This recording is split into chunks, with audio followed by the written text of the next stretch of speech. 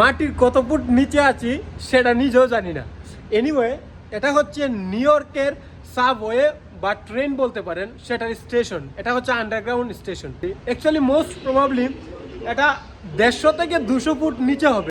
So বিষয়টা হচ্ছে কি, এটা প্রায় কয়েকশো বছর আগে এটা বিল্ড করা হয়েছিল। So just can you imagine, এত শত বছর আগে তাদের প্ল্যান।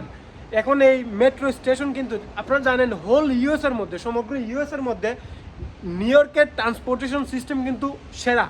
সেই দিক দিয়ে ওরা এত প্রি অ্যাডভান্স চিন্তাভাবনা করে রাখছে, যেটা এখন পর্যন্ত সার্ভিস দিয়ে যাচ্ছে। আর এই নিউ ইয়র্কের ট্রাফিকের কারণে আপনারা জানেন যে গাড়ি দিয়ে এখানে ওখানে আপনারা চাইলেই যেতে পারবেন না, অনেক সিগন্যাল, সেক্ষেত্রে অনেক সময়ও লাগে। সেই ক্ষেত্রে সাবওয়ে বা এই ট্রেন আপনাকে সেই লেভেলে হেল্প করবে, ইভেন আপনার কোনো পার্কিং প্রবলেম নাই। সো বিষয়টা ইন্টারেস্টিং লাগলো, তাই ভাবলাম আপনাদেরকে একটু শেয়ার করি। এই হচ্ছে আন্ডারগ্রাউন্ড স্টেশন, যেটা নিউ ইয়র্কে অবস্থিত। সো যারা নিউ ইয়র্কে থাকেন তারা অ্যাকচুয়ালি সবাই জানেন, বাট যারা নিউ ইয়র্কের বাইরে থাকেন তাদের জন্য বিষয়টি টোটালি ইন্টারেস্টিং।